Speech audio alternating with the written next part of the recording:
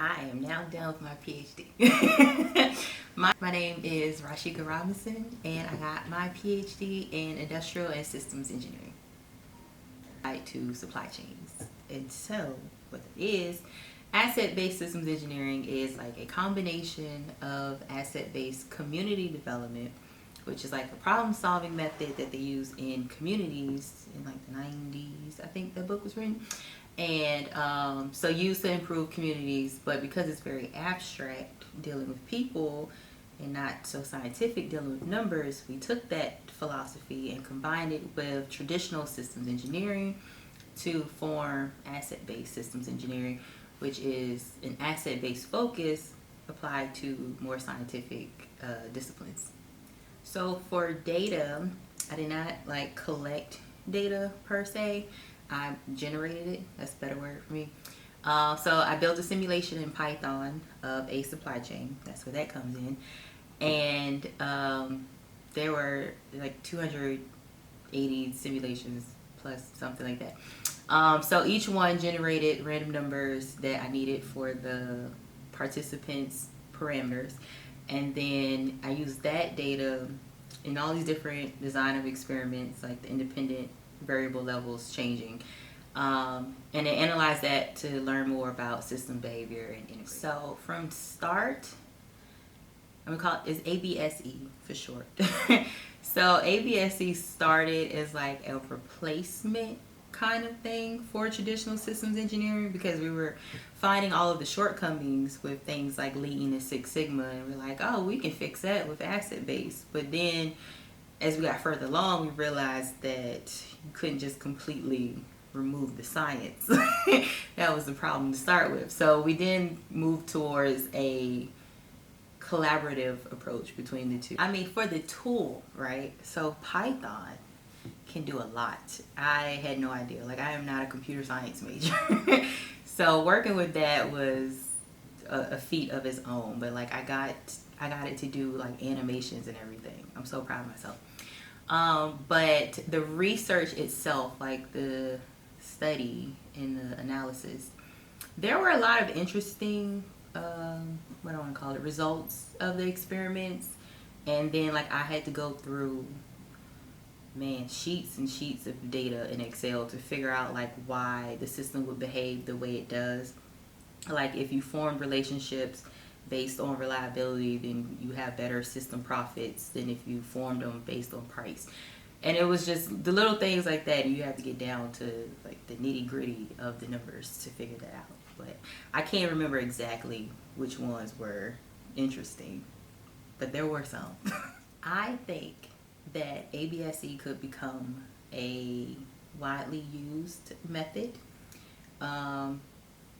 In combination with the ones that everyone is most the engineers are familiar with, like the Lean, Theory of Constraints, Six Sigma. And I think that with the simulation I built, it makes it more hands-on and allows people to see it in action and see the benefits of it. So hopefully, my advisor will continue to work on it. And drive it forward and put it out there to more people. I applied for this fellowship. So it was senior year and I was graduating and I did not have a job, but I had some interviews. And I think he was like the graduate coordinator at the time of my department. And he came and talked to me, and it's like, and he had never been like my teacher or anything, so I don't even know how word got around. But he was like, I hear really good things about you. We have this fellowship that I think you'll be really good for if you don't have any plans right now after school, which I didn't solidify any plans at that moment. So I was like, okay, I'll apply for it. But that's the thing. It was due in like 2 weeks. And I was like, oh my God, you couldn't give me more notice. But I got it done. And everybody in the department, they wrote like letters of recommendation, everything like ASAP. Applied for it, got it, and I was like, well, I could get a job, I could get someone to pay for grad school. And it was like, I mean, how often do you get the opportunity to like get a PhD practically for free? So I was like, I gotta take that. So it was just one of those opportunities that fell in my lap. Surprise to like anybody that knows me, but like the PhD is like, I'm like, it's school. I've been in school all my life. I can do it. It is not regular school, okay? It is a lot more discipline. Let me say it that way, because it's really like you don't just go to class and do the work that they tell you to do. It's like this is your research, and you have to drive it forward. You have to figure out what's missing, what's wrong, what you even want to do to start with. So I think it gave me more independence and determination. And there was a point where I stopped working on my research for like 4 months. I was just mentally drained. I couldn't do it anymore. And so, like, moments like that, and when I came back and it was like, all right, I'm going to do it because nobody else is going to do it for me for undergrad. So I did all of my college years here at the illustrious Agricultural and Technical State University. So I remember my guidance counselor in high school was the one that told me about A&T. He was like, oh, you want to go into engineering? He's like, you should definitely look at A&T. And I had never heard of it before.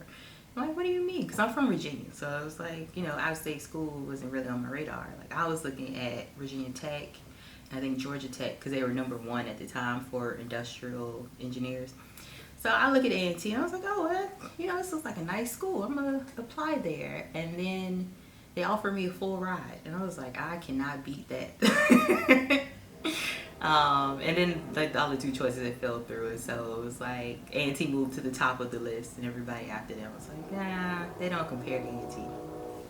And then I get here, and even orientation, it was just like, it's like family here. Everybody's just so nice and close, and like they just look out for you. Like I don't even remember people's names that like meant something to me in orientation, and like what they call the first week of activities, like you'll know. But that week where they just have all of the activities for the new students, and it's like I met all these people that I probably never seen.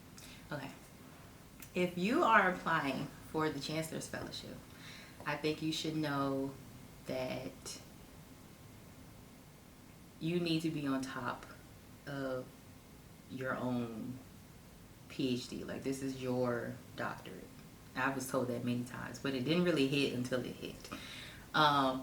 Because it's like, you'll have a graduate handbook, right? And nobody really tells you what's in it. Like, please read that. You will learn things that you did not know. Like, when I did my proposal, and I thought like, oh yeah, like, my work is almost, I just got to run the simulation, get some data, I'll be done next year. And then it was like, yeah, you have to wait a certain amount of time between proposal and defense, like it's in the graduate handbook. And I was like, since when? So, it's just little things like please get all of the information you can. Choose your advisor wisely. And if it's not working, change early. Save you a lot of heartache and headache. Title III, I would not be here if it was not for Title III. Special shout out to Miss Sanders, because I have definitely called her some days and I'm just like, I don't know what I'm supposed to be doing. I don't know how to move forward. I don't know what's going on. So she's been a really big help. Title III, like, above paying for the school, which I mean, like, can you ask for more?